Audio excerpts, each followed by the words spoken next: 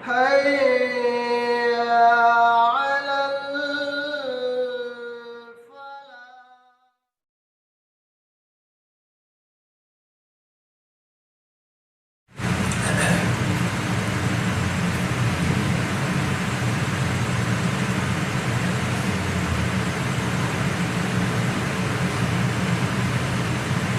بسم اللہ والحمد للہ والصلاة والسلام علی رسول اللہ. قال رسول اللہ صلی اللہ علیہ وسلم لا يجتمعان في قلب عبد الایمان والحسد. اس حدیث کو صحیح الجامع میں نقل کیا گیا ہے. اللہ کے رسول صلی اللہ تعالی علیہ وسلم نے اہل ایمان کے دل کی کیفیت کو اور اس کی حالت کو بیان کیا اور ارشاد فرمایا کہ بندہ مومن کے دل میں دو چیزیں ایک ساتھ ایک وقت میں اکٹھا نہیں ہوتی: ایمان اور حسد. یا تو ایمان رہے گا یا تو حسد رہے گا. مطلب یہ کہ جہاں حسد ہوگا وہاں ایمان نہیں ہوگا، اور جہاں ایمان ہوگا وہاں حسد نہیں ہوگا. اور جیسا کہ امام ابو حاتم رحمہ اللہ نے لکھا کہ ہر عقل مند آدمی اس بات کو سمجھتا ہے کہ حسد جو ہے یہ دنیا کی ہر چیز سے کیا جاتا ہے. جیسا کہ سب سے پہلا آسمان پہ جو حسد کیا گیا وہ اس بات پر حسد ہوا، شیطان نے حسد کیا. پہلا حاسد شیطان، اور حسد اس بات پر ہے کہ تو نے مجھ کو آگ سے پیدا کیا اور اس کو مٹی سے پیدا کیا اور پھر اس کو سجدہ کرنے کے لیے کہہ رہا ہے جو مجھ سے کم تر ہے. اور دوسرا حسد زمین پر جو پہلا حسد ہے اور کائنات کا دوسرا حسد ہے وہ آدم علیہ السلام کے بیٹوں میں سے قابل نے کیا کہ اس نے اپنے بھائی حابیل کو حسد کی بنا پر قتل کیا. تو کہا امام ابو حاتم رحمۃ اللہ علیہ نے کہ حسد ہر چیز سے ہوتا ہے اور ہر چیز پر حسد کیا جاتا ہے، یہاں تک کہ حسد کرنے والا آدمی اللہ رب العالمین کی تقسیم سے بھی ناخوش ہوتا ہے. ایمان والے کی ایمان کا تقاضا یہ ہے کہ وہ اللہ کی تقدیر پر راضی رہے اور اس بات کو اپنے ایمان و یقین میں بٹھا لے کہ جو کچھ مجھے ملا ہے یہ میری تقدیر کا حصہ ہے، اور جو کچھ کہ اس کو ملا ہے وہ اس کی تقدیر کا حصہ ہے.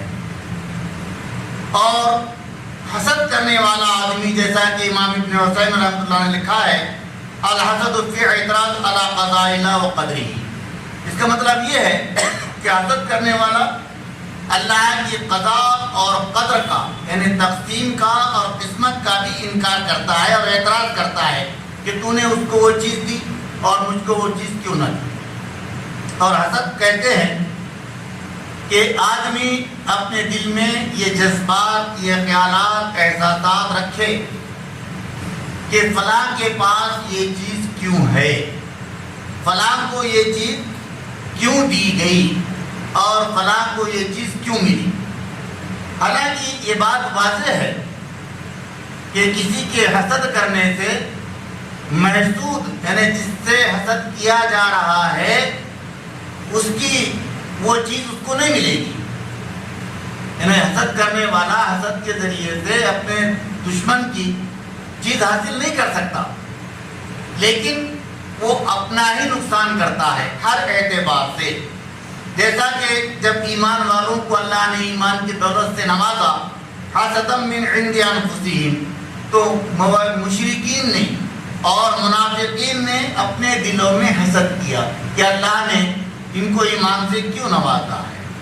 یا دوسرے موقع پر اللہ تعالیٰ نے فرمایا ام یحسدون الناس علی ما آتاہم اللہ من فضلہ، اللہ نے اپنی مہربانی سے لوگوں کو جو کچھ دیا ہے اس کو دیکھ کر لوگ جو ہے اپنے دلوں میں حسد کرتے ہیں۔ تیسرے مقام پر اللہ تعالیٰ نے فرمایا فَسَيَقُولُونَ بَلْ تَحْسَدُونَنَا، بس ان قریب وہ کہیں گے بلکہ تم ہم سے حسد کرتے ہو۔ یعنی حسد کرنے کا مقصد یہ ہوتا ہے کہ اپنے دل میں جو ہے کسی سے متعلق آدمی یہ گمان رکھے کہ اس کو وہ چیز دی گئی اور مجھ کو وہ چیز نہ ملی، اسی کا نام حسد ہے۔ اور اس کی برائیاں انگنت بے شمار ہے۔ محدثین نے بڑی بڑی کتابیں کتاب الحسد کے نام سے لکھی ہے، جیسا کہ حدیث ہے یہ جامع صغیر امام سیوطی رحمۃ اللہ علیہ کی، انہوں نے حضرت ابو ہریرہ رضی اللہ تعالیٰ عنہ سے روایت نقل کی ہے کہ آپ علیہ السلام نے فرمایا ایاکم الحسد، لوگوں حسد سے اپنے آپ کو بچائے رکھو، فإن الحسد یأکل الحسنات کما تأکل النار الحطب، اس لیے کہ حسد آدمی کے نیکیوں کو ایسے کھا جاتا ہے جس طرح سے آگ سوکھی لکڑی کو جلا دیتی ہے۔ آگ جس طرح سے سوکھی لکڑی کو بھسم کر دیتی ہے، جلا دیتی ہے، اس طرح آدمی کی نیکیاں حسد کرنے کی وجہ سے وہ جو ہے ختم ہو جاتی ہے، خرچ ہو جاتی ہے۔ اور حضرت معاویہ بن حید القشیری رضی اللہ عنہ کی روایت ہے الحسد یفسد الایمان کما یفسد الصبر العسل، حسد ایمان کو اس طرح سے خراب کر دیتا ہے، ستیاناش کر دیتا ہے، بگاڑ دیتا ہے، جیسے کہ ایلوا شہد کو بگاڑ دیتا ہے۔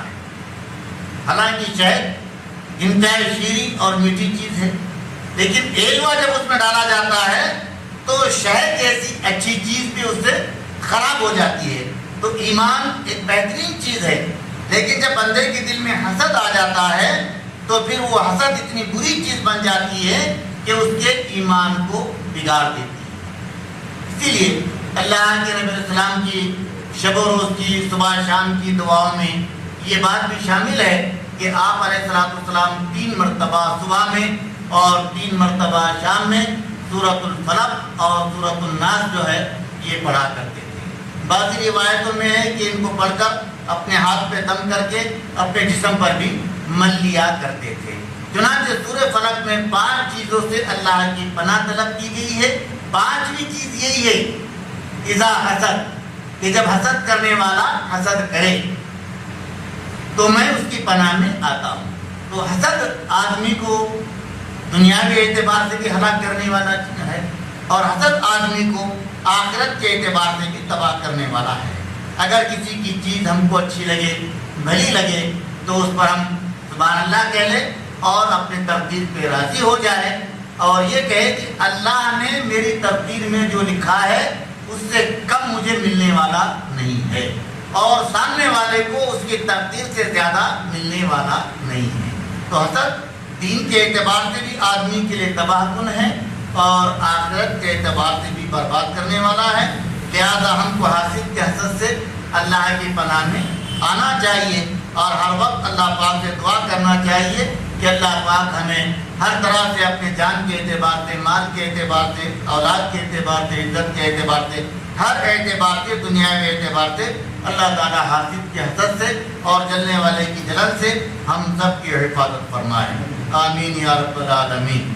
سبحان اللہ بحمدہ، سبحانک اللہم بحمدک، اشہد ان لا الہ الا انت، استغفرک و اتوب الیک۔